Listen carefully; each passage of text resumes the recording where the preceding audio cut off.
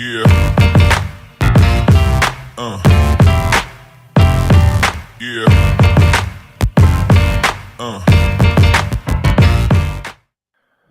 Welcome into the Dynasty Gambit. I am your co-host this evening.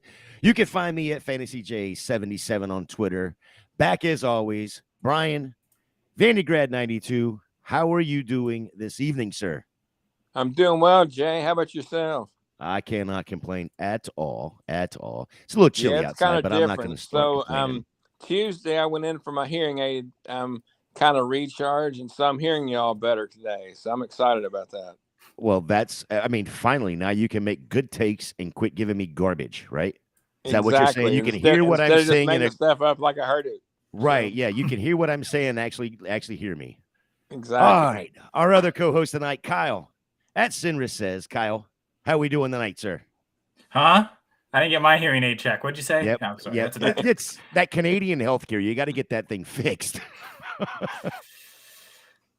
I'm sure our guest probably appreciates a more socialist system, but yeah, we'll not get into that right now. We'll get into Dynasty talk, and I love being back part of the Gambit alongside Jay, Brian, and who's this tonight? Is that another Brian? So let's welcome in our guest this evening, Brian Ford at FFJunkie_, part of the Going for Two family and co-host of the Saturday Night Five with Josh Walker at Rotonaut. Brian, welcome to the Gambit. How we doing, sir? Doing very well. Glad to be here. Thanks for having me and looking forward. Absolutely. Well, we are glad to have you in here as well. I want to jump into some news and notes real quick. New England finally got an OC. And when I say finally got an OC, it's because it's an actual offensive coach in Bill O'Brien. Quick question for you, just yes, no, maybe. Third year with, I guess this will be the third year for Mac Jones, third offensive coordinator. Well, second offensive coordinator. You know, if you add in Matt Patricia, right? You know. Yeah. Does it help Mac Jones in his fantasy value? Not necessarily on the field, but does it help his fantasy value now that he has an actual offensive coordinator? Ford, let me go to you first. Well, I think the short answer has to be, yeah, it can only go up, right? I mean, I don't know too much about O'Brien's scheme. I know, like, he basically ruined the Texans. But I also know that he's got an Alabama background, and they overlapped a little bit there. And I forget who did it. I'd like to give them credit, but a reporter tweeted that like Mac Jones says he wants to be coached hard, and that Bill O'Brien will do that. So, yeah, sure, why not give him a bump? If I'm not mistaken, he was the OC at one point in New England. Then there was the whole thing where he went to Penn State for whatever 6 hours or whatnot, and then got the head coaching job down there. And I think, he could be that similar to Hackett, and we'll talk about Hackett here in a little bit, but wanting to have or being better as a coordinator than as a head coach. So, Kyle, what do you think it's good for Mac Jones having Bill O'Brien? Oh, I think I think like Brian said, anything would be better than Patricia. And yeah, O'Brien's been a successful, you can even say he's been a successful head coach. I think what happened with the Texans is when he was given general manager powers, which he should never have been given, that's what really caused it. But I even think as a head coach, he was successful. So certainly offensive coordinator, I think you almost might say he's overqualified, but certainly better than underqualified, never having coached offense ever in his career guy in Patricia. That I still don't quite understand what that was last year, but yeah, I think it'll help. But I think the more significant thing is what are they doing with his weapons? Because you could have a great offensive mind all you want, but if they lose Jacoby Myers in free agency and you've got a wide receiver core of Devontae Parker, Nelson Aguilar, and Tyquan Thornton, that doesn't necessarily ring tons of confidence. If is Hunter Henry really your top weapon? Right. So I think OC would be nice, but I think investing in the wide receiver position somehow, even if it's bringing Jacoby Myers back, because right now him a pending free agent, I think they can't really afford to lose him unless you're using that money to sign someone close to as good as him. So we'll have to see, I think, what they do at receiver, because if it's a worse receiver core than this year, I don't know that the results will be that much better. Right on. Brian, real quick, what anything you to add to that? No, I'll be honest with you. Both guys hit it perfectly, and I think the best way to put it, I think it can be a slight improvement because, like they said, there was a slight overlap at Alabama, so at least they're familiar. But they definitely have to improve their weapons, no matter what. New England offense right now is just, I don't know. There's a few teams similar to them, but they definitely have to improve their weapons, or it's going to be hard to have a big jump. But he's got potential. I mean, he's only played 2 years, so give him a chance. Why not? Okay. The Jets hire a new OC, former Denver Broncos head coach Nathaniel Hackett. And we said this a couple weeks ago when he got fired on this show, that Hackett is probably a better coordinator than he is a head coach. Now, the rumors are going to start flying again, just like they did last year at this exact same time when Hackett got hired in Denver. Now Aaron Rodgers is automatically on a plane. He's headed to Denver. So now he's headed to New York. The rumors were flying that he was going to New York beforehand, but I don't know that he goes to New York. I think there may be an issue between him and Hackett, so maybe he doesn't go to New York. What does Hackett do for the other offensive players, without Aaron Rodgers, of course, that's because he's not there. What does it do for the offensive players that are currently on that roster? Brian, I want to go to you first. You can take all the time you want since Kyle just talked all of your time away. That's okay, because I'm going to lean on Kyle on this one a little bit anyway, because I bet he knows better than me. But this afternoon I was reading a little bit about Hackett, and I guess he had two top 10 offenses there in Green Bay. But he's also had failure in a couple of other offensive coordinator positions. And off the top of my head, I want to say Jacksonville maybe. Yeah. And one other one where he wasn't successful. And then we all know how much of a debacle he was in Denver. He had what was the least number of points, average points per game. And he was, I think, 10th in least yardage. So I don't know. I mean, is he really that much better of an offensive coordinator? Or maybe in Green Bay, he was just lucky enough to have Aaron Rodgers, and maybe he won't get him with the Jets. So I think the jury is definitely out on him. And to me, he's a failure until proven otherwise. So right on. Ford, go ahead and what's your take on Hackett going to New York? Well, I don't know if you all know this, but I grew up a Jets fan. I no longer really have a team, which is kind of why, but I don't know. I think LaFleur got a little scapegoated for Zach Wilson being Absolutely. Zach Wilson. And I don't know that really Hackett's that much of an improvement. If in the sense that, listen, they're going to be a run and defense team, right? And at least if they get a little bit of an upgrade at quarterback, look at what Garrett Wilson was able to do with 3 quarterbacks. So there's a little bit of hope, but really it's maybe horizontal at best. And as the other Brian pointed out, not a very dynamic offense that he was using in Denver. So I'm not going out there and hair on fire selling Garrett Wilson, but no really strong feelings one way or the other.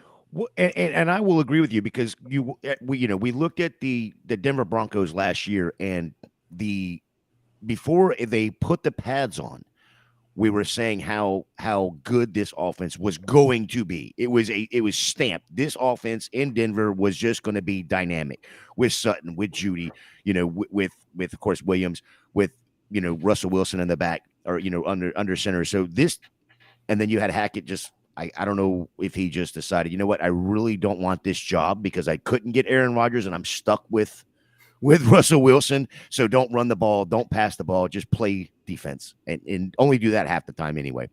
All right, so I want to go to where Nathaniel Hackett came from Denver. I guess that's from Green Bay, which is probably the best known thing that he ever did, offensive coordinator. Go to our resident Green Bay fan, Kyle. What does this do for the New York Jets offense?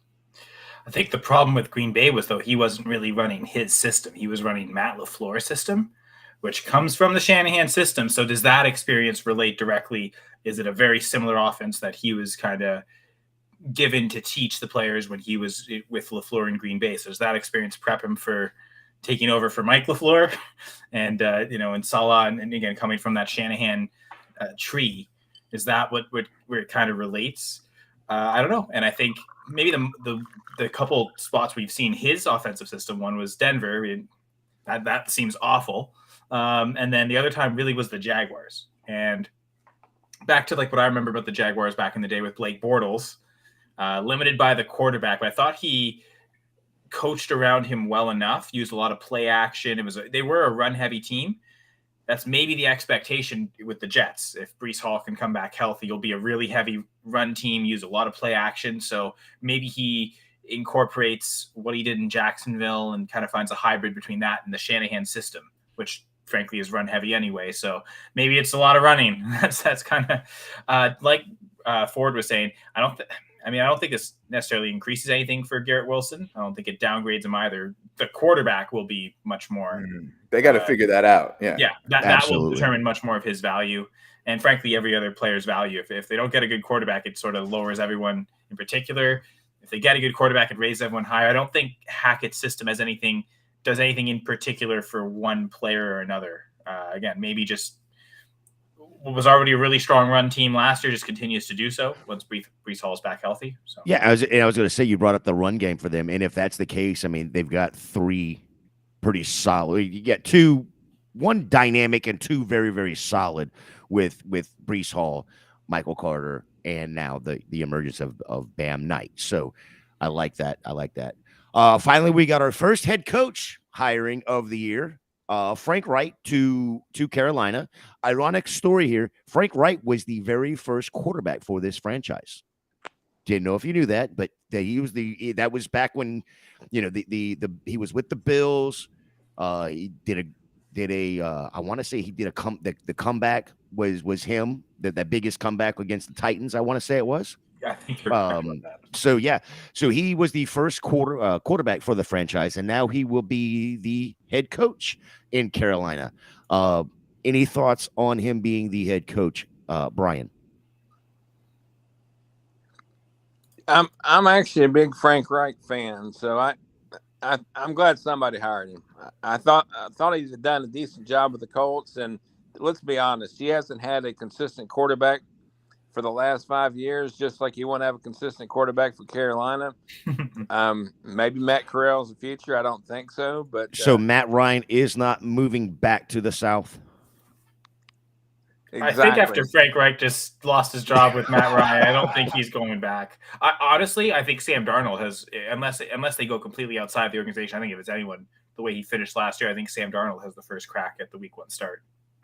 And they have the 13th overall pick? I think it's a little earlier than that. Is it ninth pick? Okay. Yeah. And they may just draft a quarterback anyway, and that's the guy. It's actually I believe it's the 10th pick, but that neither here nor there. I could see them making a stab at like Anthony Richardson or something along those lines, which I think he still needs some more developing, and I don't know if that's the right move. But I mean, for a franchise that's been, I could see them doing that. Ford, anything? A free agent, so you're right. It may just be someone completely different, like a free agent as well. Right. Jimmy G, somebody like that could be very, very possible. Do we think they'll give Corral another chance? I mean, they drafted him in the 5th round, 4th round, something like that. I thought he was taken right around Ritter and Willis. He may have been. But still, 3rd necessarily. Yeah. I guess how do they think he compares to the other quarterbacks they could possibly get at 10? If you're thinking that he's close enough anyway, then maybe they're better served taking a better player. But if not, if they think there's a significant difference, they might just go with that, with whatever prospect. Right. Ford, any thoughts on Frank Reich? Well, I mean, I think we're in another one of these, like, where do we go but up situations, as far as that goes. But when I think about, this gives a bump to the Panthers pieces, and they are who besides DJ Moore? So I think you have to think of it that way, right? We've seen DJ Moore underwhelm compared to expectations for years with bad quarterbacks. And so you would think the offense would be more cohesive, move the ball better. But I also wouldn't be surprised if they draft like a Quentin Johnson at 9, tank this year, and try to get May or Caleb Williams next year. I wouldn't be surprised at that either. Yeah. And Sam Darnold is a free agent, so I mean, they do can they re-sign him? Like, what is he asking for? Are they willing to pay that? And maybe I mean, maybe he comes back as they a bridge quarterback, and like Ford said, that they're drafting from that 24 class next year. So maybe you want it as a 2-year deal. Then you can be flexible next year. If whoever you draft, you don't have to start them if you have Darnold under contract. So yeah, I think unless he absolutely gives them a team friendly deal, there's no sense in bringing him back. They gave up a 4th round pick for him, something like that. So, and they've got draft capital from the Christian McCaffrey trade, even though no first from that. But anyway, whatever. A great job there. Dan Quinn informed teams that he is going to stay with Dallas per Tom Pelissero. All right, let's get into last week. You had Kansas City knock off the Jags, which, last week Kyle, you said there was not a 0, but close to 0% chance the Jags could win this game. And it was actually a game. Yeah, it looked more than a 1% chance, that's for sure. Right.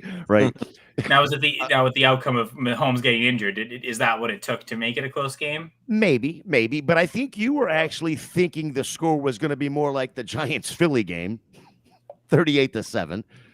Cincinnati goes up to Buffalo and 27-10. Mixon goes for 105 and a touchdown. I think Mixon is sending a message back to the league that, hey, don't forget about us. We don't need to worry about your coin flips.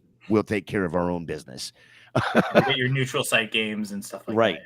So there was a tweet I saw and something about Mixon with the coin flip and all that, and I'm like, well, he just needs to go ahead. Somebody needs to go ahead and tell Joe Mixon that, like, in Glendale, they've already got signs of the Chiefs up so that he has this same kind of a game, just gets pissed that they've already got the Chiefs booked for a hotel and everything else like that. But out of these 4 games last week, was there any one player that stood out for you and added to their fantasy value? Kyle, what do you got? So mine was surprisingly Kadarius Toney, and he only had 35 yards receiving, but it kind of also talks to how low everyone else was besides Kelsey. Toney had 7 targets, so he's second on the team. No other Chief had more than 2. And I think I was expecting more from Juju Smith-Schuster this year, and I wonder if the Chiefs were as well. And on the 1-year deal, they could easily just say, walk in free agency, and we're not gonna pay you. And does that free things up for you, where even if the Chiefs say invest in a rookie wide receiver in the draft or sign some other free agent, kind of feels like Kadarius Toney is probably going to be a starting wide receiver for the Chiefs next year. They're kind of prioritizing getting him involved. And if Juju's not out producing him like expected, I mean, he might enter next year as the number 1 wide receiver for the Chiefs and number 2 target behind Travis Kelce. So I think I still have Juju higher than Toney in Dynasty rankings, but I feel like if I looked at my last rankings, they're far too apart and they should be a lot closer together. I think maybe the edge with Juju is because he's leaving in free agency. If he doesn't stick with the Chiefs, a team will probably prioritize getting him the football a lot. And if he leaves the Chiefs, maybe he gets a better target share wherever he goes. So I don't think I'm downgrading Juju necessarily, but maybe this is just bringing up Toney in my rankings. Ford? Yeah, I don't really watch much playoff football. Once the fantasy playoffs are over, it kind of, doesn't really interest me. So nothing really stands out. I don't even know what the coin flip is that you're talking about. But what I will say is that sometimes I think people can cloud their judgment and overreact to playoff performances when it comes to fantasy. Gabe Davis, anybody? Gabe Davis, anybody? I think it's good. I think it's good for me because I kind of ignore it. Funny you mentioned Gabe Davis, right? In 2021, I wrote a Dynasty article about how he's a target. Now, I didn't say he was going to be like elite, but he had upside, right? So then he goes out and does that thing in the playoffs, right? Has that big game, and just kind of like half jokingly, like I reposted my article and says, haha, you laughed at me, right? And so like I was the like ahead of the market guy on Gabe Davis a little bit. And then even it got out of control, like as far as I'm concerned, like I felt like the guy that's like I liked the band like 3 albums ago, and like you all are way too excited about this, like and so then I wound up kind of like in the middle on him when there is no middle on Gabe Davis. Everybody was either like he's the second coming or he's overrated in the height, and I wound up in the middle like the whole way. But yeah, I mean that's an example of, I think people get a little little, over their skis about playoff performances when it comes to fantasy. It's an entirely different world in the playoffs, and it's a much smaller universe of teams, and it's elite versus elite. And it's just, we need to cool our jets a little bit. Yeah. I feel like Ford should have gone first. Maybe I wouldn't have been so excited about Tony. Brian, what you got for us? I'll agree with Brian on this one. And the funny thing is, you can also look at it like exhibition football. I mean, you got the elite of the elite versus the crap versus crap. But either way, you shouldn't put too much emphasis on the actual gameplay in either one. So it's more important to pay attention to the regular season. But the one player that, I mean, it was kind of a weird weekend to me in general. I'm in a small buy-in league where you have to start. You can only start a player once during all 4 weeks of the playoffs, so there's no overlapping. So each 4 weeks you put a totally different lineup in, and so I've been keeping quite a bit of attention. But last week it belonged to the tight ends, and Travis Kelce was really the only player that had a dominant week to me. I mean, there were a lot of underperformances last week, and the tight end position, including Kittle. Several of them had pretty good games. So the tight ends were better than everybody else last week. But I guess my big question is, Kelsey's 33, and he's heads and tails number one tight end. But how much longer can he keep that up? Is it 5 more years? Is it 3 more years? But, I mean, he just showed out last week, and I was pretty much amazed by that. So. Yeah, I mean, you've been saying this, or we've been saying this for 3 years now with Kelce, and he just continues. And I know if it's a lot of it has to do with Patrick Mahomes and just getting absolute targets left and right, and not having multiple receivers or good enough receivers on the outside this year. But I mean, it's almost like father time, like we talked about Tom Brady. Father time is not going to catch up with this guy till he's about 42, 43, 44, somewhere in that range. So we got a good another 10 years of Kelce, right?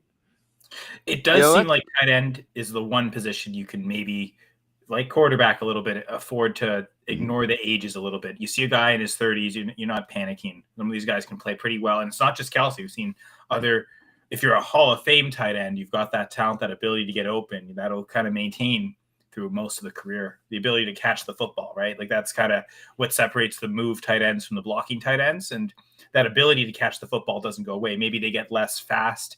It's maybe a little tougher to make contested catches, but ultimately if you can get open and catch, that's what it takes with Kelce. I mean, did he even make one contested catch this week on his tight end playoff record, 14 catches? He was always just wide open. So as long as he's associated to that offense too.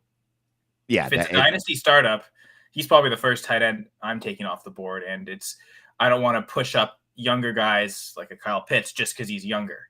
So I'll if I want to invest in younger position players, it'll be at the wide receiver position at running back. And then, I'll find a way to make it work in the startup with Kelce at tight end if I want to go that route. If not, then just, can afford to wait on some other guys. Yeah, the big question to me is not so much as he tight end one, but in a tight end premium league, where do you start? Where are you comfortable with him? I mean, I'm assuming in a super flex tight end premium league, he's top 5 in regards to overall picks, I would imagine.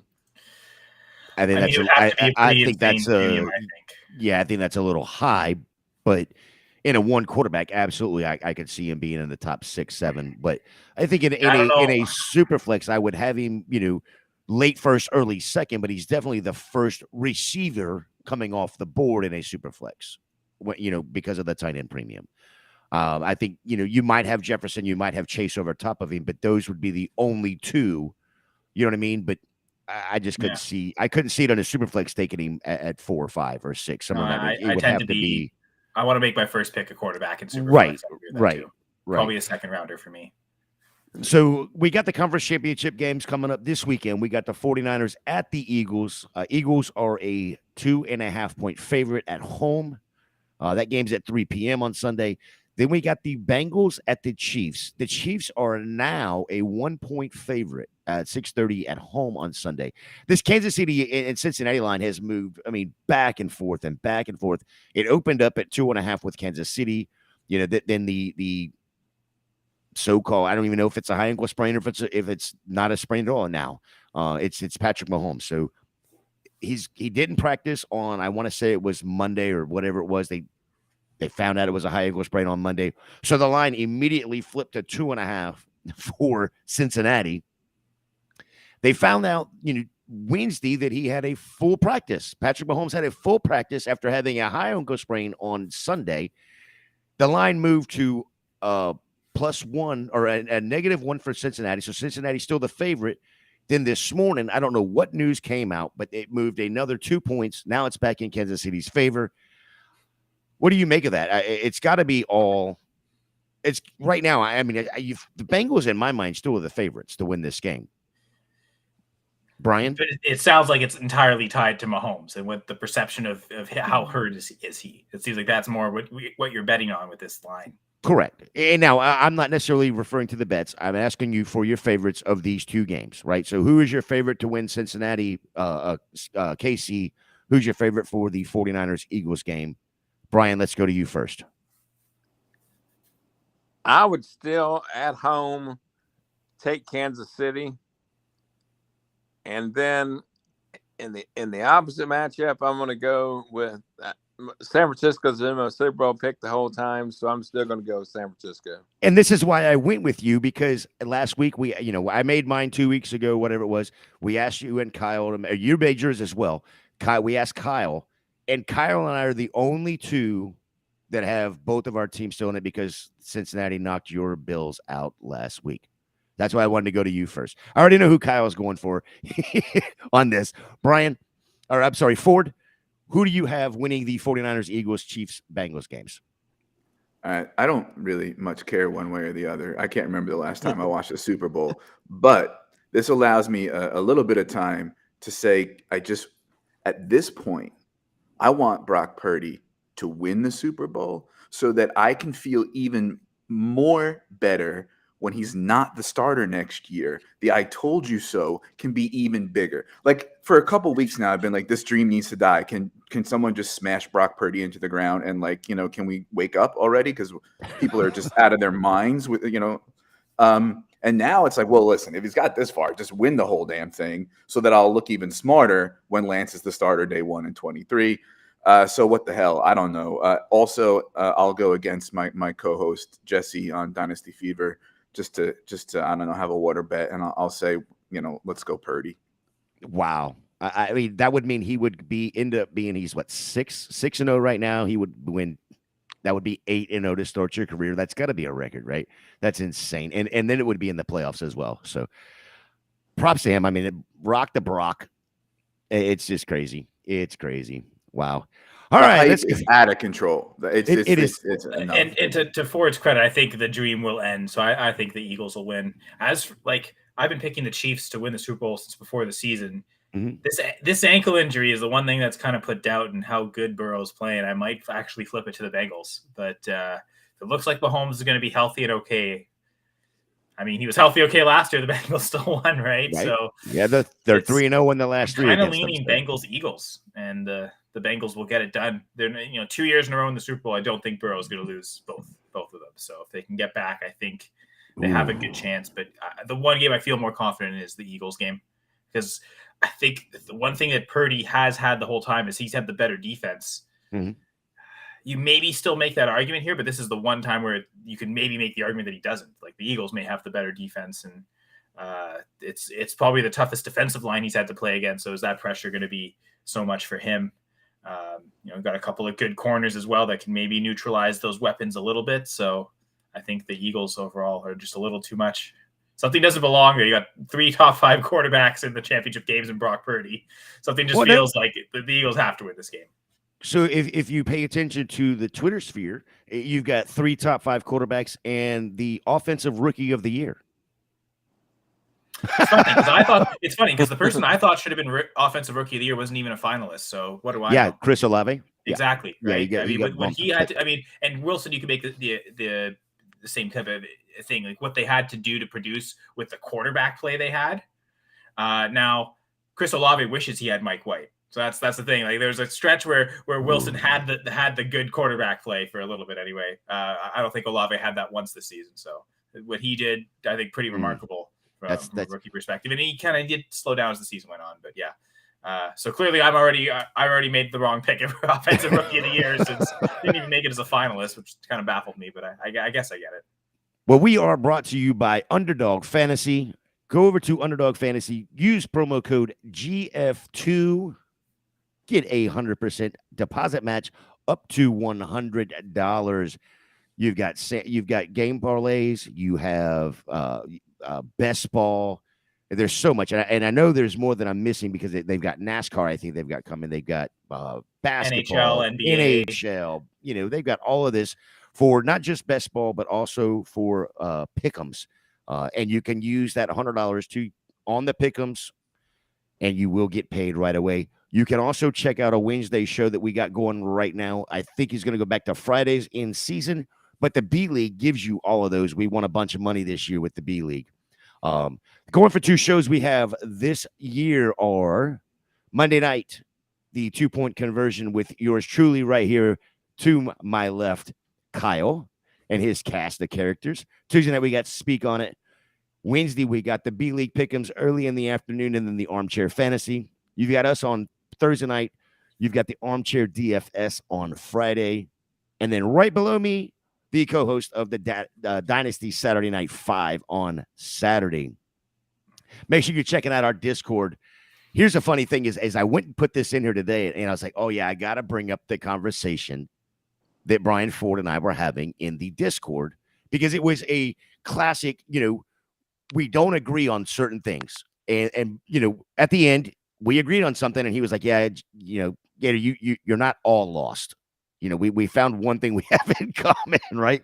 But the reason I bring this up is because we were talking about the 23 class and how I feel about it, how Brian feels about it.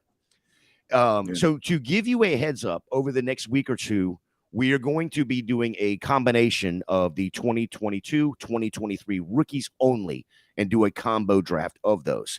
The other reason I bring it up is if you want to get into those conversations, we were in the Discord. It was wide open for anybody to jump into. So come join us over there. It is free, absolutely free. Go check out the goingfor2.com. At the very bottom right is the link for the Discord. Click on that. Come join us over there and let's have some fun. Discord is on and popping.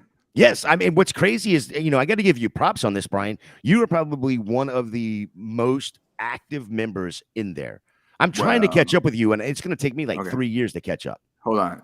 To be fair, I'm on a leave of absence from work right now, so you wouldn't see half of this if I was working every day. So, there is that. All right, so during the season we do a stock up, stock down segment. We're gonna do a little take of the stock up, stock down. So stock up. What I want to know is, are there any players you are actively seeking in Dynasty to add to your roster? And if so, why do you want those players? So we're going to start with Brian Ford. How you doing? Let's go. Well, I mean, I could go in a lot of directions here. I think, my general motto is everybody's a buy and everybody's a sell, context dependent, right? So I'm looking to buy everybody. I'm looking to sell everybody. It all depends on the price. It all depends on value. And in some cases, I'm looking to buy the stock downs, right? Because that's where the prices are. The good prices are. I also don't make too many moves before free agency. Maybe in the minority in that regard. I'm a little risk averse, you know what I mean? So I want to see where some of this falls before I make too many decisions. I also tend to stay away from buying running backs this early in the offseason. But, with all those caveats in place and disclaimers, I would say some young wide receivers I'd like. J-Mo, I'm going after him. I was almost upset he had that, that good game against the Packers because I was like, people like him now, because people were dogging him. He's a top 12. Well, I mean, he's right up there with Wilson, Olave, above London for me. So I love him. Devonta Smith, he's a guy I want on a lot of my rosters, but the price is going up, so you have to be careful. Rashad Bateman's interesting too, because I think you can get a good price on him. I think there was like a 1-day bump when Greg Roman got fired, but if he waited that out, I think you can still get a good price on him, because not only were people dogging him, he was also hurt, and Lamar was hurt, and the Ravens were a mess. So people haven't been thinking about him for that long, right? But now you have hope with no Roman there. You can probably get a good price on Bateman. I'm not saying he's elite, but I'm saying value is value, right? Michael Gallup, second year back from an ACL. Brandon Ayuk, I think, might be arrow up, depending on what goes down in San Francisco. I think the entire Denver offense gets a bump, so Sutton and Judy might be worth looking at. I think Deontay Johnson's fallen to the point where he's a value. Gimme backup running backs like Ty Chandler, Jerome Ford, and Keontae Ingram, who could step into more action. Zeke's a value now. I mean, probably no Pollard. You can probably get a good price on Zeke if you're a contender. Same thing with older receivers like Diggs and Adams if you're a contender. James Conner if you're a contender. Let me stop you right there for just a quick second, because Pollard's injured. Pollard's a free agent. Yeah, but Zeke is also there's a possibility that Zeke could be a cap casualty. Yes, yeah, right. He's got that thing in his contract. Yeah. So if Zeke is a cap casualty and moves on to another team, are you still like in the mindset of, well, value is value? I can go grab him, knowing what he did this year. I think he was like 2.3 yards per carry this year, something along those lines. Even though it was almost a 50-50 split. I got research right here. There he is. There's research over here. Checking it right now. But you can see my eyes. Yeah, 2.3 yards a carry seems low. It might have been a little bit more than that. He was at 3.8, which is the lowest in his career. It's the first time he's ever gone under 4 yards a carry. So to your point, a less efficient year than what I'm saying about him is, what's the price now? Mm-hmm. Therefore, what are you wasting or throwing away if he does end up not on the Cowboys or on a worse team? Probably not much, right? So, I'm not looking to acquire Zeke. I'm not going to put him, I'm not really taking him in startups or anything like that. If I'm a contender, I'm kicking the tires because, there's very likely no Pollard. And as far as like him being a cap casualty, whatever, I'll take a pay cut. If Jerry Jones wasn't a bigot on both fronts, he'd marry Zeke Elliott. So like, let's be real about things, right? Like come on, right? And just to round out, so I can end my babble here. Injured quarterbacks, Kyler and Lance are going too late in startups. You need to grab them. People all of a sudden think Dak is a bad quarterback, and the Cowboys fans want to move on for him and bring in who? So the thing in people's head now is Dak is no good. So I think he could be a buy. Just again, it depends on the price.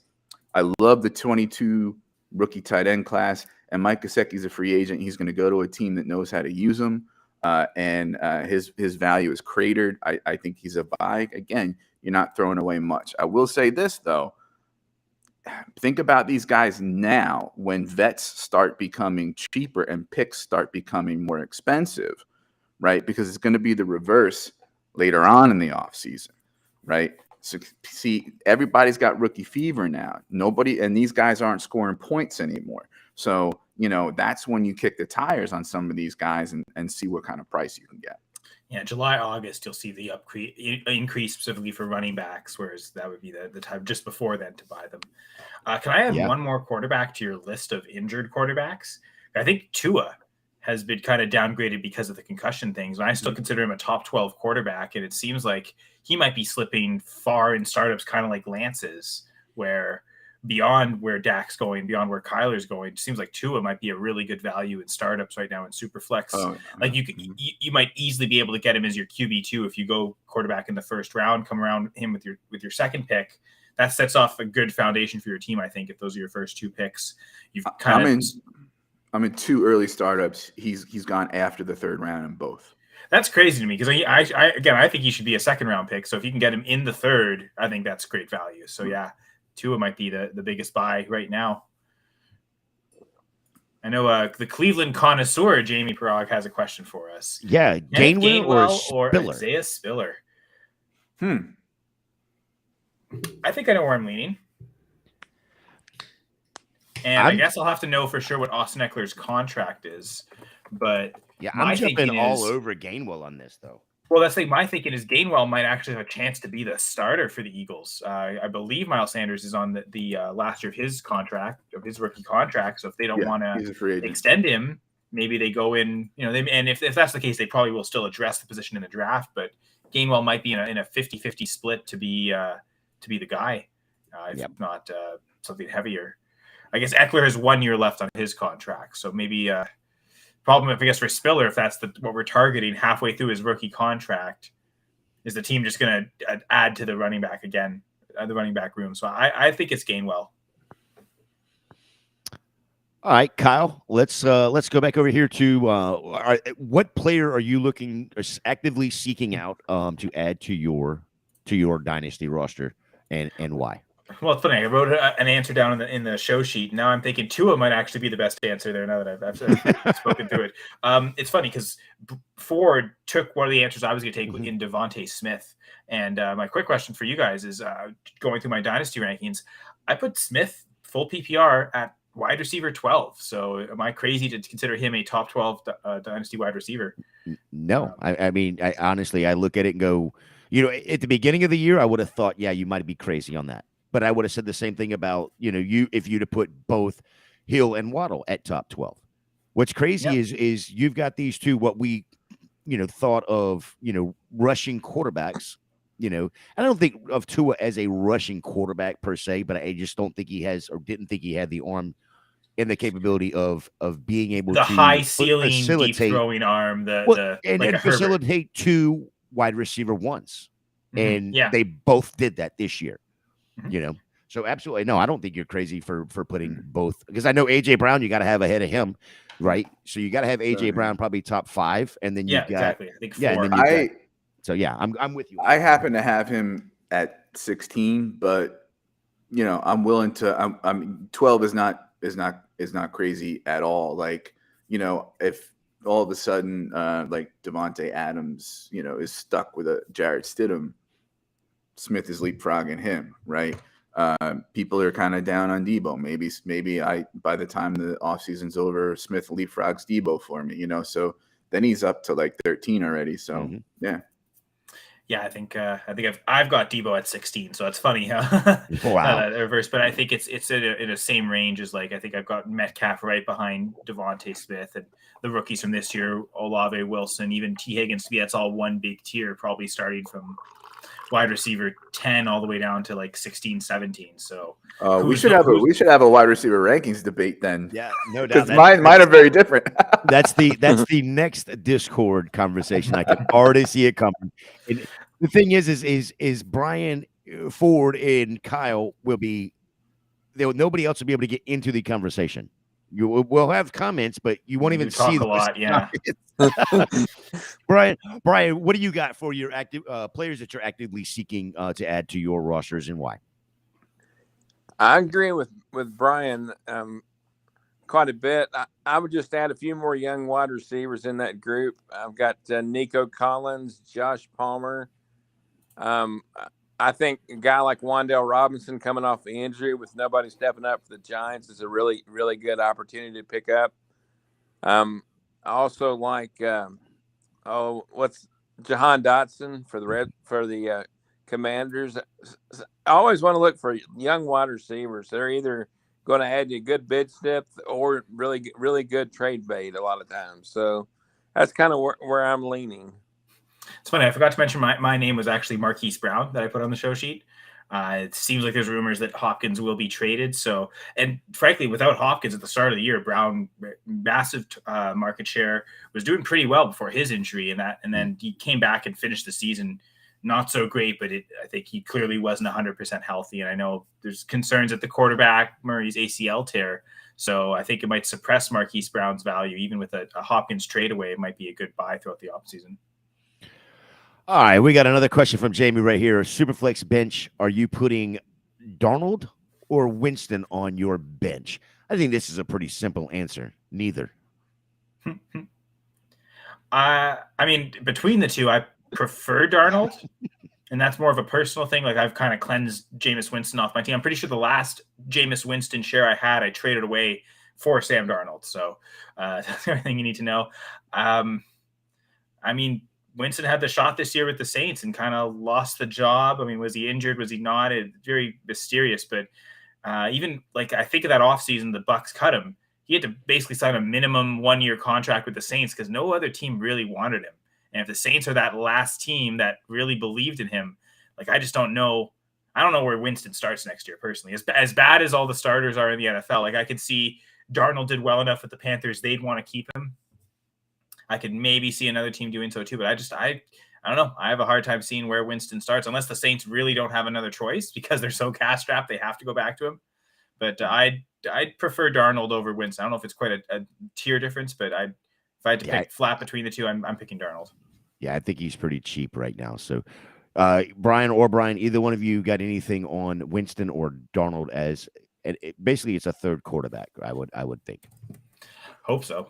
Well, I think neither, but I guess if I had to pick one, Darnold had the opportunity and did okay with it. I mean, they had a winning record, or at least were competitive to some degree with him. But maybe upside goes with Winston. So for me, I might still stick Winston. Yeah,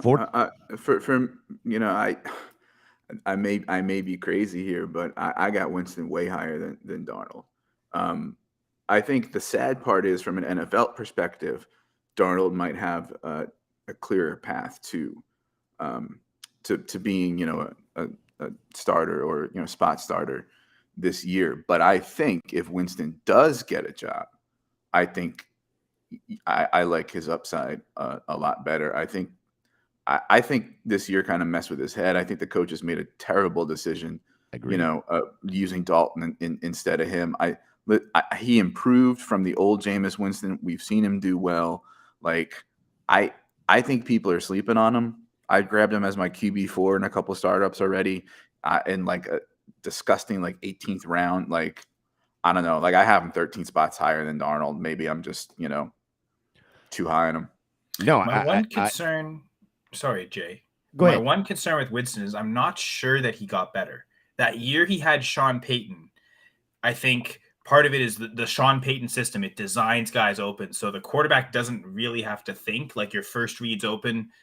How often was Drew Brees just relying on Michael Thomas getting open immediately? And so this year without Sean Payton, we didn't really see Winston be like this great decision maker where it seemed like he really learned from it. It was more just Sean Payton kept the training wheels on and the offense was always set up where he didn't have to think, okay, just you're accurate. You've got a strong arm, go with your first read. And so I don't know that he's really learned and got better. I think Sean Payton just masked it that 1 year. Now he might end up with Sean Payton anyway. We don't know where either is going to be, but I'm willing to accept that because I'm the guy saying, Purdy is basically being carried by CMC, Kittle, the defense, and Shanahan. Like I'm willing to say that. I don't think he was doing all that bad before he got injured, right? I mean, that's when Olave was getting all those air yards. So I think then he kind of got Wally pipped. I don't know. They won more games with Dalton, even though Dalton didn't necessarily play better than Winston. And, think of who the head coach is, right? A defensive coordinator, defensive-minded guy in Dennis Allen, who probably thinks Dalton isn't going to – Dalton threw a lot of interceptions. So it's not like he didn't make mistakes, but I guess their thinking is we can win more games with him, whereas Winston could lose us more games. I'd imagine that's what they were thinking the whole time. Because nothing else really makes sense. I mean, as much as I'm a staunch anti-Winston guy, Dalton wasn't good enough to say that he really kept him off. Like his play was keeping him off the field. I think the fact that they happened to win a couple games with Dalton. I think they won one game with Winston this year. So most of their wins came with Dalton, and I think that's what the coach kind of once that started happening. And he got a couple wins. I think wasn't it the Monday night against the Cardinals? I believe there's that primetime game where the Cardinals got the lead and then Dalton came back and actually won them. I think that win almost got him the job the rest of the year because he didn't give up. The team didn't give up with him. So I think they're the defensive minded coach is thinking this team seems to respond to Dalton. So instead of, I think I think they just committed. At that point, they just decided Dalton's the guy the rest of the year. Even though if he's not playing well, we don't want to be going back and forth. I think isn't Winston a free agent though? Winston that's the thing. I think they both might be free agents. Winston like neither is might be under agent. contract. Yeah, Winston is a free agent. He was it 2 years ago with the Bucks was a 30 for 30 year, or 3 years ago was 30 for 30. Then the 1 year with the Saints, and then last year he signed a 2-year contract. Yeah, right. He signed a 1 year with the Saints, and so that's where I wanted to go real quick. I don't want to stay on this all night, but one real quick. I don't think it was so much Sean Payton. I think it was the 1 year sitting behind Drew Brees and learning. When he came out the following year, he was a lot more decisive, at least from what I saw. He was a lot more decisive in his throws. All right, so let's move on. It does look like Winston is actually under contract for 2023. Is he under contract for 23? $15.6 million cap hit. And the Saints are so bad with cap space, they probably can't afford another quarterback. So right. maybe that changes things. The worst thing was that division was fool's gold. Every team, including the Panthers and Saints, till the end thought they could win it. So, and because they could. It wasn't about thinking. It's because all they had to do was win one game, and nobody could win one game. All right, let's move on to the stock down. What player or players are you trying to shop right now, whether it's for value or just to get them the hell off your team? Brian Ford, let's go with you first. All right. Again, everyone and no one. Always depends on the price. It's a hard time to sell vets just because of the reason I was saying before. So I don't know that there's too many that are on my list, but I think running backs with uncertain futures. Next week on Fever, we're going to do an episode I've been waiting to do for a long time, and that is the Dynasty running back landscape with a deep free agent class buyer's market and a pretty deep running back class as far as the rookies go. You're going to see guys, I think, end up on shorter, smaller, cheaper deals. You're going to see them lingering longer, perhaps not signing until we're approaching training camp and things like that. And I think as much as you selling a guy like Damian Harris now, when people know there's uncertainty for him, I think you stand to lose maybe more if you wait and say, let's see where he signs and everything. And then you're kind of left holding the bag in July when he's like the third running back on the Seahawks, So I think, Damian Harris, I think Singletary's in that category. I've never really liked him. The team has always tried to replace him. Not a huge James Cook fan, but I think he showed enough, and they'll probably maybe draft somebody. Maybe Monty. I think after like Barkley and Jacobs and maybe Sanders, Monty's the next free agent running back that I think could still end up with a pretty good role. So I'm like less urgently moving Monty than I am Harris or Singletary. This is for you, Gator. I'm trying to move Dameon Pierce. Yeah. So Jamie has this question right here. Trying to move Dameon Pierce right now. What kind of value can I get? So I will tell you this. I drafted Dameon Pierce in a couple different leagues, of course. I drafted him at 203 in one league, and I want to say 204, 205 in another. I want to say it was like week 7, week 8 was the week I just decided it was time to move him. I can't get any better value for him. Mm-hmm. I sold him in both leagues. I sold him in one league for Najee Harris and a second round. So I basically reset and got Najee. In another league, I got Najee Harris in a third round. That's very good. So, yeah.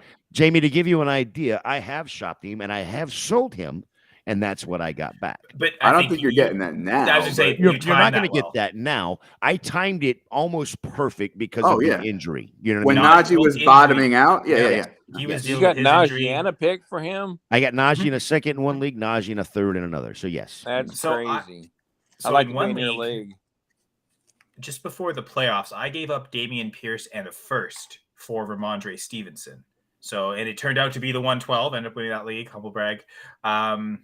So that might almost be the better way, like, is to tier up from Pierce, add a pick, and get a better asset as opposed to sell him right now. Mm-hmm. I think there's a lot of people who'll be afraid. Like, some people might be like, the person you try and sell Pierce to might think, oh, Texans might draft a running back. There's reasons for them to devalue.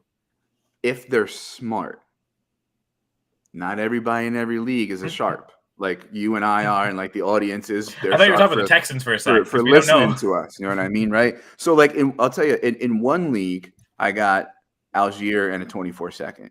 To me, I got a very similar day 3 running back. Yep. And a second on top. In another league, I threw that offer out, and the guy was like, "I'm paying up for a lateral move." That guy's smart, but in the other league, they took it, right? So throw it out there, yeah, why not? And even that's kind of how I felt about both of them. Both of the trades I made for him, or trading him away, was I kind of got the reset plus, right? Because I mean, again, he is a 4th round pick. We don't know what's going to happen. They could very well go out and get him another. Let's say they draft like a Devon A chain to have like a Thunder and Lightning situation, right? I mean, I don't know. I don't even know where their pick is in the 3rd or whatever. But what do we feel about Pierce then? New coaching staff, right? They inherit, a day 3 running back. Maybe a guy like, I don't know, Izzy Abanikanda falls to them, whatever, right? Now all of a sudden we got a pretty stinky committee. So I don't know. Yeah, it seems I'm like it going would to be throw 50-50 this at one out the there. best. Bijan Robinson is going to either the Texans or the Cowboys. All right, I would like that better for Bijan and the Cowboys, I think. Yeah, exactly. Do the Texans have a second pick in the 1st round? They do. Yes, they have a number 2, and I think either 12 or 14. Okay, a lot of people are mocking like Addison or JSN to them at 12 or 14, which is interesting. But yeah, they have 2 and 12. I mean, if Bijan goes there, I think this buries Pierce. Like, he's very clearly a backup, I think. Absolutely. And Absolutely. then, he might be one of the better valued backups just because, he can handle a big workload when called upon. But that'll be that. I imagine Bijan comes in and immediately takes over. I mean, Jamie, if you can go do that move right now. If you're selling Dameon Pierce and the 12, you're basically moving up, whatever it is, 8 spots. Smash. Go get that. Go do that now. Get off of the airways and go do that. I guess the idea of for sure it being Jahmyr Gibbs kind of implies they assume Bijan's going 1, and then Stroud, I guess and Young. It's a super flex league, so Stroud and Bryce Young would be 2 and 3.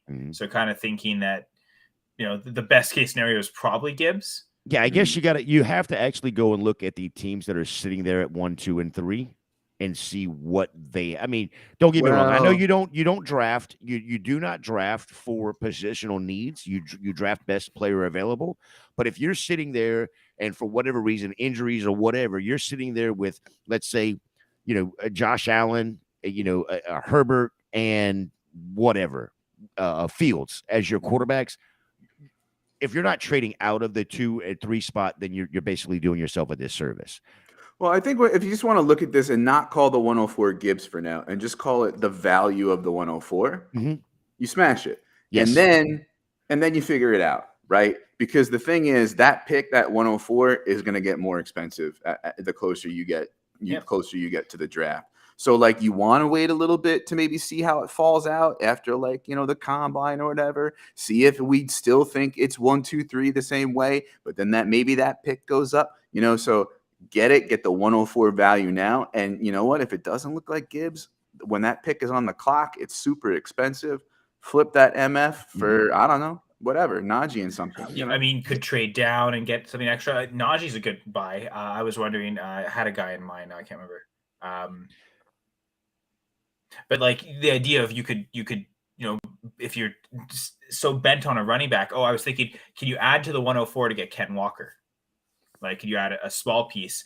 Maybe the 104 allows you to jump up to the 101. You're probably not jumping 112 to 101, but if you get that pick, maybe you could add something and get up even and be able to get a chance at Bijan. So to Brian's point, the value you're getting of the 104 gives you a lot more options than probably the 112 will provide. So if maybe it's not even Bijan, let's say Jahmyr Gibbs goes, at the 30, I guess it'll be because the Dolphins lost a pick. It'll be the 33rd pick overall, but at 202 to the Texans, if they take Jahmyr Gibbs right there, is that someone that kind of buries Pierce as well? If they go on kind of an early day 2 pick at running back, that's 2 rounds earlier than Pierce. Like that could still kind of hurt him enough. So now might be the time to get out of him, even if it's not the price that Brian and we were all getting mid-season.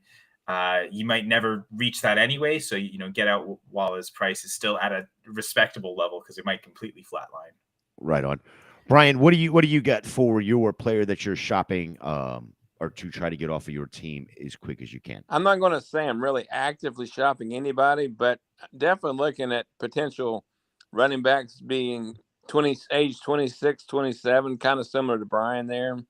But a couple guys I would consider is Nick Chubb and James Conner. Maybe some other guys like that as potential trade pieces. But I'm not actively. All of my teams, except for the one I was in with Kyle, we're all playoff teams, so they don't really need a lot to be competitive next year. So, and to that, I'll add like a Leonard Fournette with the uncertainty of what's happening with Tampa, and maybe even Rachaad White, who's a younger running back and might be able to get even higher value. But well, I was just going to say, I saw you had Leonard Fournette on here, and it kind of like the Zeke situation. Yeah. They were talking today. It's very likely that Leonard Fournette could be a cap casualty. I'd buy that, not buy, like acquire. I would believe that more than I would believe the Zeke one. Right. Because here's the thing. When you're buying low on Zeke, like I said before, you're buying low into some stability. You buy low on Fournette, you don't know who the quarterback is. The O-line was in shambles. Yeah. So, I like the Leonard Fournette there. I bring that up because I am actively trying to buy Rachaad White. It's funny because I've got too many shares. I'm not going to try and buy because I like him so much. Right. I might want to diversify by Sally, but just the idea of if people are thinking Fournette gets cut and then that ups, like that might be the time to sell White. Is the news when Fournette gets released before the draft, because there's risk maybe Tampa spends another day 3 pick on a running back and White's in a committee. Is Rachaad White really that different from Dameon Pierce? I like him better as a prospect. But I guess he did get 1 round, well, not really a full round, but one, a 3rd round pick compared to a 4th round pick of draft capital. So maybe a little more safe, but that could be something where maybe not right now, but once Fournette's released and it appears he is the guy, there might be a good sell high window then. Real quick, fun one. Remember, like on the eve of the regular season, right? The Jags cut Leonard Fournette. Right? That's true. And people were like, what the heck, right? And you're going to give the job to a UDFA, right? Then J-Rob goes out and balls, right? And then Lenny goes to Tampa Bay and says, I'm still Lenny, and I'm playing well. Then the descent of J-Rob. Now we're worrying if Lenny's, gonna still be on. Imagine in like August, these guys are both like just kind of jobless and hanging out together, after all that, up and down. Wow. Jay, I've got a question for you. All right. So you're a Bucs fan. Who do you see as the day 1 starting quarterback?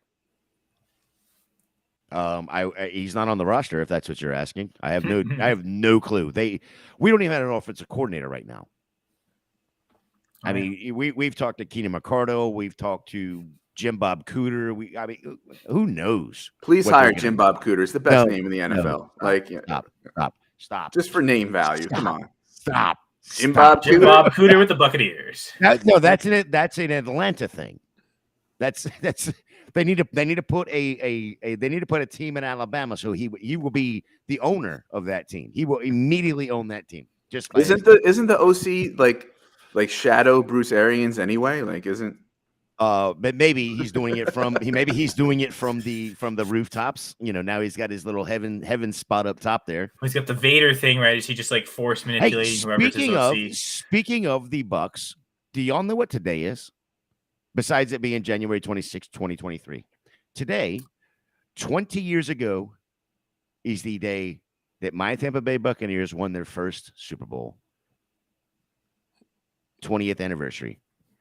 So thank you. Take that, Raiders. Thank you for take that, Raiders. Thank you for. I remember where I was. I do too. I was in the middle of a group of people with a big screen TV, and I say big screen, it was like 46 inches because that was big back then.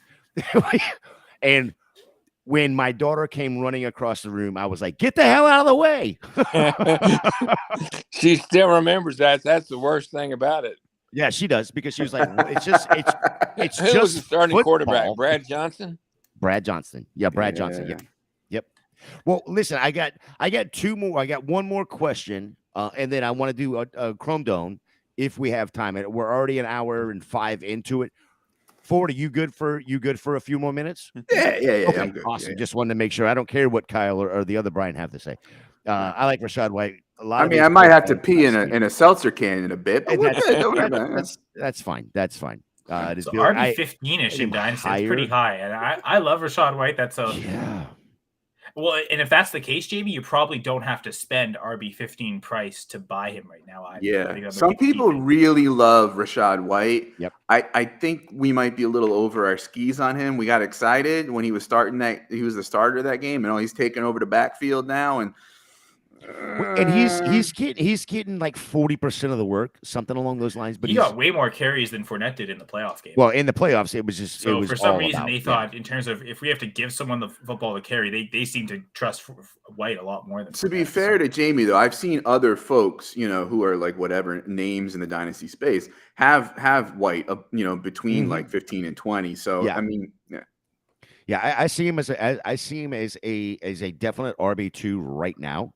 I just don't know if I have him that high. And I try, to be quite honest, I am a Tampa fan, so I try to. Okay, if I want to put him at 13, I'm going to back him up probably 3 spots unless there's just something overly obvious for rankings. All right, so this one here, I know this can be an actual. We could talk another 4 days about this one question. But what is when you go into the offseason, speaking of dynasty fantasy football, when you go into the offseason, what is the main thing that you're going to look at to start evaluating your dynasty team to start knowing, hey, I am a contender, I'm a pretender, I'm in the middle. What do I got to do to make these moves? Kyle, what do you do when you walk over and look at your team or teams and start to evaluate? What's like the first thing you try to do? Well, and I think based on the scoring settings and roster settings of a league, there's going to be a position that's most important to have. Most superflex leagues, it's quarterback. So that's easy. Is just really that. So if it's a superflex league, the question is, especially in a 12-team league, I want to have one of the 12 best quarterbacks. So that's really the first question. Do I have a top 12 quarterback on my team? And if not, then you're probably not competing with that because even like value and production wise are at an apex where like the young valuable quarterbacks in terms of trade value are also the ones that are scoring the most points. So if you're outside that top 12 QB club in a 12-team league, that's where you really got to find whatever it takes to get probably one of those top 12 quarterbacks away from the other managers is what you need to do. Now in single quarterback leagues, it's probably either the running back or wide receiver position, especially in full PPR with multiple flex spots. That's something where if you start with 3 wide receiver and 2 flex spots, you can play 5 receivers every week. That's probably what you want I want a solid core of say 7-8 receivers that are all top 50 guys. And if you don't have that depth of that wide receiver room, I know Scott Connors from Dynasty and Chill has talked about this. I think it's about 50% of your flex spots should be wide receiver in terms of if it's full PPR. Just based on data from the last however many years. And then from there, if you want to, so let's say you're filling 4 receiver spots every week, you also want to have enough depth. So probably 1.5 times. So that would put it at 6 receivers, and whatever the threshold is of that 6 receivers in the, in 5 spots, wide receiver 60, right? 12 times 5. So you want your 6 receivers to be within that top 60 threshold. You can push that depth however you want, but that would be kind of the way to look at it and kind of look at every team all together. What, is my wide receiver room one of the better ones in the league? Is it in the upper half of the league? If so, probably puts me in enough position of depth and high end to compete. If not, and that's again the position to address first. So A, identifying what's the most important position in your league, and then B, just looking specifically at that position. How do I stack up to the rest of the league? How does my team compare at that position? Love it. Brian Ford. I love this answer, by the way. As I'm reading it, I'm trying to. It says the word into spreadsheet in it, so I love it Yes. too. So yes, right. And Yeah. so I almost because I have it in order, and I was like, do I skip this because I want this to be good, or do I? So You know what? Screw it, Brian Ford. What do you got? we lost Vandegrad. I guess he wasn't so excited about my answer. So You don't like spreadsheets. Vandegrad is not about spreadsheets. He's Vandegrad. I've started warming up to them, in the last couple of years. Not because I'm a data hashtag team nerd guy. Give me a heat map and one of the plot charts and things like that. It just organizes information easily for me, whatever. But even before I evaluate whether I'm a contender or not, the end of the season, right? I make my spreadsheet and I have all my teams, and then the columns are all the important stuff: settings, scoring. What's the starting lineup? Is it start 10? What are the positions that start, et cetera, et cetera. Then I'll do what's my draft capital at the moment, and then some roster highlights of some players that I have, that are, if there are highlights on some of those rosters. And then the last column is, my column for notes. What's my plan? How do I evaluate this team? What am I thinking? And to do that, my first question I ask myself is, can I compete in 2023? And then I go from there. So how do I answer, can I compete in 2023? I go into my league and I look at the rest of the rosters. I do what Kyle was talking about, as far as positions. I pretty much only play in Superflex, tight end, premium. So I'm looking at the quarterbacks and tight ends and saying, okay, those are my pillars. What's my running?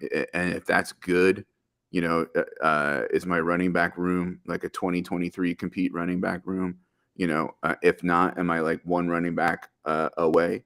And if I'm not, et cetera, right?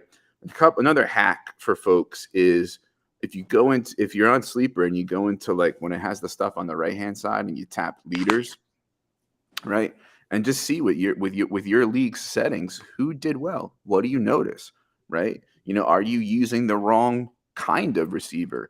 Are you missing out on those 40-yard plus TD bonuses that a couple receivers got that pushed them up there? And also to the number of spots. And for example, I love the onesie leagues. I know some people don't like them when it's one running back, one wide receiver, one tight end, and then the rest flex, right? Obviously quarterback and super flex, right? I love those. That changes everything, right? Because if you don't have to start two running backs, now all of a sudden, you think of running backs and they're valued differently, et cetera, right? So yeah, I think that's my first. I got to map it all out because I'm at 30 leagues now, so that's my first step. Yeah, I think it's said, but it's people will say it and then people just listen, but they don't hear it. But you definitely have to know the scoring in each and every single one of your leagues. No matter how many leagues you're in, you have to know the scoring for each and every single one of them. It's definitely probably the biggest advantage if you can do that, because not everybody pays attention. It's just like when you watch a trade come across on Twitter or somebody sends you hey, this is, like Jamie said earlier, would you do this? Well, again, it depends on your scoring. Do you need a running back? Is the 104 better than the 112 compared to what you have on your roster? Are you spending too much? So it just depends on a lot of variables, and one of them is your scoring. Brian, what do you have? What is the first thing you're looking at when you go into the offseason evaluating your dynasty rosters? I'm no different than Brian or Kyle on this one. Is you got to evaluate, most importantly, are you a contender, pretender, or is it time to rebuild? I mean, but the other thing I think it's really important, I'm starting to get trade offers right now, but you don't have to rush into anything. It's a long off season. It's a long time between now and combine days, senior days. Evaluate your team, properly evaluate your team, because there's no better time than now to see where you're at. And, maybe you're only a piece away. In every league I was in, I made the playoffs, but I still know that there's work to be done. But at the same time, you don't have to rush into anything. Do it on your time. And if you don't, unless there's just some great offer that just stands out to you, weigh it. I mean, you don't have to jump into it just because maybe we don't have much football left right now. just take your time. There will be plenty of time later. Right on, right on. Yeah, I agree. I agree 100% there. You got to remember, you're not setting a roster for another 7 months or something like that. 9 months. 9 months. September. 9 months. You're not setting a roster until then. When we in what 70 something days, 67 days, something like that, we're gonna have the NFL draft. Then we start drafting our rookie drafts. If you're not drafting before the NFL draft. And remember that when you go and do your rookie drafts, we're not drafting for need. You're drafting best available, because then even at that point, you still have 6 months before you set a lineup. You can still make trades in that time. You could conceive, incubate, and birth a human before you're setting your first starting lineup. Well, I mean, maybe you can. I can't. I can't. I had a vasectomy. So you can. That's like I thought you had mentioned that. Yeah, So I just wanted to make sure that was out there. All righty. So I know Megan. I haven't seen Megan in a while, and that's kind of concerning. But that's Jeff. Don't mention vasectomies on the air. What are you doing? Well, he probably you guys are going too long. It's an hour and 15. Oh no, we've got it. We're good. We have nobody in the airways coming. At least. Well, I think it's more about the podcast episode like that. Oh, that's your fault. You get to cut it down. All right. So last one of the night. I ain't cutting anything. It's been gold from the start. We do the Chrome Dome parlays of the night. Brian, you didn't know what this was, but we got it explained. You got it covered. This just the conference championship games. So, Brian, why don't you go ahead and lead us off with yours? You've got a ship pile in here, so I love it. All right, we're going to jump over here. Kyle, go right ahead. Yeah. So the one that stood out to me, just looking at numbers, Kenneth Gainwell. And it was at first, his rushing number is like at 10.5 rushing yards a week after he goes for 112. So I thought that was pretty low for the way that the disparity between him and Miles Sanders seemed high. That, they gave him 8.5 receiving yards. So his receiving, the one I found anyway, was at 18.5 combined yards for rushing and receiving for Gainwell. And I like doing that one because he could easily get 20 yards either rushing or receiving, more likely to that rushing. So that's one where he has multiple ways to get to that 18.5. So Kenneth Gainwell on rush plus receiving yards, that was really the only one that stood out to me as smash this one. Everything else, I like a lot of what you guys are saying, but that was the one that I thought could so easily be attainable. I love going low lines. Anyone who watched the 2-point conversion, I know Jay went through all the shows, but on Monday nights is trying to find some of those really low lines in this case, it's a backup running back, and everyone will view him as the backup. But I mean, he outproduced the starter last week, so it doesn't necessarily have to do that to get 20 yards. But Gainwell has done this for 4 weeks straight now. He's crushed the rushing number alone. Like you said, they gave him, I think it was 13.5 was last week, and he went for whatever it was, over 100. Yeah, it's just a slight over that. Then of course this week at 10.5 rushing, and I hammered that right away, because I can see them doing that. Gainwell's averaging 9.5 yards a rush in the last 4 weeks. Running might be the best way to get it, slow down that pass rush a little bit. I don't hate your 10.5 here because, basically if they give him the ball 3-4 times, if he's averaging, 6 yards a play and they give it to him 4 times, boom, you're in. Right. So I do like that. All right, Brian, you're back. You have a laundry list of these plays that you love. Go ahead. Tell me what you got.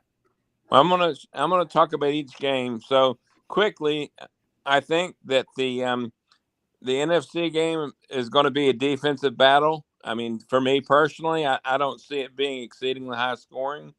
So the only thing I really liked in that game is Devontae Smith minus under the yards, which I think was 66.5. 65.5. I just don't think it's a very offensive output. In terms of the Chiefs Bengals game, they recently played. History has a tendency to repeat itself. So I'm going with the Bengals. Joe Burrow over a touchdown and a half, and also over the yardage, which is 286, I think. 279. But I was reading on CBS Sportsline that this year the Bengals only had one game in which he had 2 receivers over 100 yards. And I'm going with the secondary receivers, staying away from Jamar Chase. I'm going over yardage for both Tyler Boyd at 36.5, I think it is, and T. 32 and a Higgins half. at 57.5. Yep. And then for the Chiefs, with Mahomes banged up, I like Pacheco being involved more. He's been really good since he's been inserted at the starter, and it seems really low. His 47.5. I want the over on him for his rushing yards. Yeah, you should get the opportunity. I love that one especially. Yeah, my concern with Pacheco is the way that they have been, or the with the injury that Mahomes has. Pacheco can't block for the save his life. So if he's in there, they know he's going to run. If they got McKinnon in there, they know it's going to be a pass play. So that could be something absolutely obvious. That would be the one that scares me out of that. I love the Tyler Boyd over 32.5. I don't know if I like the Burrow over 1.5 passing. He's definitely getting 1, and I don't like the 79.5 passing yards. I think that's going to be under there. But this is your money. We'll spend it how you want to. And like I said, history has a way to repeat itself. And Burrow had 286 in the last game, so that's kind of where I'm leaning. I think it's going to be a very high score. And we were wrong last time in regards to smashing the over, but I would smash the over on this game. Very, very fair. Brian Ford, take it home. Yeah, so I went on our sponsor Underdog site, and I took a look at some of what they have. And what stood out to me was George Kittle. And so they have him at 4 receptions, 47.5 yards, and 8.95 fantasy points. I don't know how Underdog counts points. Like, I don't know if they're PPR, but if so, I'm going higher on all 3 of these. And let me explain why. I agree with Vandegrad that it's going to probably be a lower scoring game, but this is what I see happening. Philadelphia probably doing okay versus the run, right? Which then is going to force Purdy to pass a little bit. His 2 favorite targets, CMC and Kittle, right? Okay. On top of that, Philadelphia's secondary is good on the outside. They're soft in the middle. I remember from DFS this season, if you're going to pick on Philly, pick on them with the slot, with tight ends, etc. Right? So I think Kittle's going to eat. I think so. I'm going higher than 4 receptions, 47.5 yards, and 8.95 fantasy points. I love all those. Okay, so Jamie is saying Underdog is half PPR, which I've never really paid attention to. Which makes sense why it would only be 8.95 if they're giving him, 4 receptions. That's half of that right there. So yeah, that makes a little sense. Well, listen, it has been an absolute blast. We've gone 20 minutes over. Jeff loves us. Hey, listen, if you are still sticking around and you are watching this, if you're watching it on the replay, dude, hit that thumbs up for us. Hit that like, hit that subscribe button, because that's the ones that Jeff looks for. Please make him happy. We don't care if you make us happy. It's not about us. This is all about you. Brian, thank you so much for coming on tonight. Tell the good people where they can find you, where they can find your good stuff. All right, so you can find me at ffjunkie_ on Twitter. I'm also the co-host of Dynasty Fever podcast at Dynasty Fever Pod on Twitter. We record on Wednesdays, audio only, drops on Thursdays. My Dynasty rankings and upcoming articles, I'm going to be writing more this offseason, are on goingfor2.com. I'm going to be doing some prospect profiles coming up soon. So, take a look, keep an eye out for that. Absolutely wonderful. Brian, where can they find you and what you got going on this offseason? They can find me at Vandegrad92 on Twitter, just like I did in the fall. I'll be working here with Going for 2, but I'll also be working for frequency's sake. And we're gonna be doing some baseball DFS as well as news breaking stories for the NFL. So be sure to follow my account. And hopefully we'll have some fun stuff for you. Awesome, Mr. Kyle, what you got? Well, I want to answer this quick question by Jamie that we never got to. Josh Palmer or Donovan Peoples-Jones? Part of me, I mean, the capital that was spent on Palmer, a 3rd-round pick, and the fact that he's Canadian gives me the bias to go on his side, and maybe wanting to invest in that Chargers passing offense more than the Browns passing offense. As much as I'm sure Jamie would love if we said Donovan Peoples-Jones as the Cleveland connoisseur. I knew there was an underlying reason why you went back. You had this stored, and I didn't really pay attention to it. Well, I just want to do it because Jamie asked. I didn't want to not answer. There was an underlying issue on why you wanted to bring up Josh Palmer. I get it. Damn Canadians all sticking together with Snow White up there. The maple syrup makes us all stick together, right? Syrup, that's what it is. No, I honestly, either one of them, Donovan Peoples-Jones is not a free agent this year, is he? I don't think so. I think he's still on a rookie contract. Okay. Yeah, I think this will be year 3 for him. Yeah, I think I'm leaning Donovan Peoples-Jones. I think they had a great connection, or he had a great connection, or at least started to build that connection with Watson. I think I can see that going forward as well. That's the way I would lean there. I like Palmer. Don't get me wrong. I just like Peoples-Jones a little bit better. He could be the number 2 receiver on that team. Yeah, that may not be the case for Palmer. So I get why it's a question. I think awesome. Both could be buys, to be honest. Kyle, tell the good people where they can find you, where they can find your work. So I'm on Twitter at Senra Says. I know right now, I guess we're going for 2 live. All I'm doing is the Dynasty Gambit, the press coverage and 2-point conversion Mondays. That'll start up again after the Super Bowl. So my first episode of press coverage will be February 20th. So yeah, you can check me out there. And then I'm also on Twitter at FPC_fantasy pod. I co-host the Full Press Fantasy Pod. And we just put out a recent episode this morning, actually. So I talked about kind of what a lot of talk about tonight, divisional round recap, championship preview, talking about some fantasy football for the playoffs specifically. And we'll eventually talk more Dynasty once the playoffs are over on that podcast. That is awesome. Well, you all can find me at FantasyJ77 over on Twitter. You can find me in the Going for 2 Discord. You can find me on Wednesday nights with Fantasy Intervention. But more importantly, for Kyle, for Brian, and for Brian, we thank you all for joining us tonight. This is the end of the Gambit for this Thursday. We will be back next week. I think we've got two more Gambits before we take a week off, and then we'll go to every other week because we are then going to become Gladys's Pips 2 weeks after that. So for Kyle, for both of the Bryans, for the Vandy grad, and for the FF Junkie, thank you all. Have a great night.